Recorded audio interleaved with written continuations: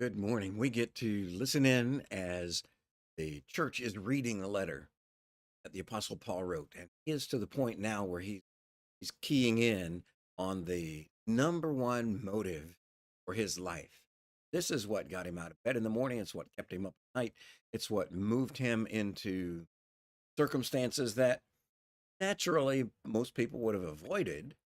But he was so passionate that it overwhelmed in a hesitancy, it overwhelmed any shyness, it overwhelmed anything that would keep him from pursuing this purpose in his life.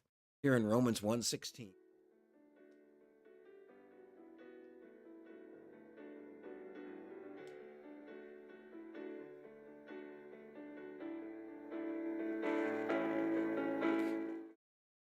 it is the power of God. And there's so many words in this one little sentence. First of all, he says, I am not ashamed. Jesus said, you confess me before men, I will confess you for my Father who's in heaven. If you're ashamed of me here on earth, I will be ashamed of you for the holy angels. There's there's a difference between being ashamed. Paul says, I am not ashamed of the gospel, and being ecstatic, being outward with it.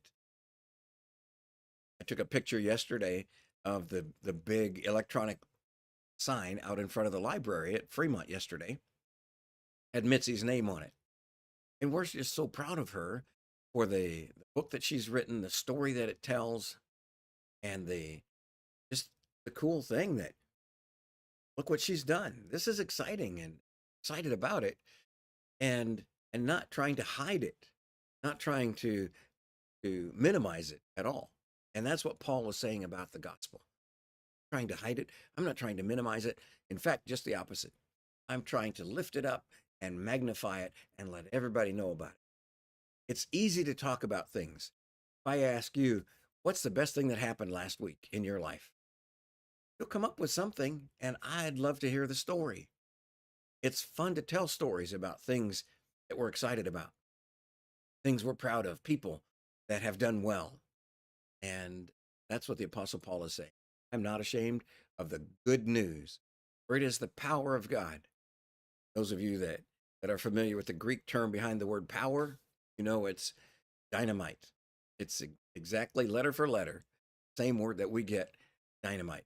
It is the explosive power of God to transform sinner into a saint, transform a wreck into a recreated, redeemed, refreshed creation of God. It's the power of God. Save a lost soul for all eternity.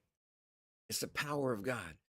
Take one who is guilty and an enemy of the Creator and transform him or her into one who is clothed in righteousness, purified and cleansed, and not an enemy, but now a child of God. It is an awesome power, and it is for anyone. It is for everyone. That I am not ashamed of the gospel, for it is the power of God unto salvation for the Jew first and also to the Greek. It is for everyone, salvation. So, as you carry this good news along with you, be willing to share it.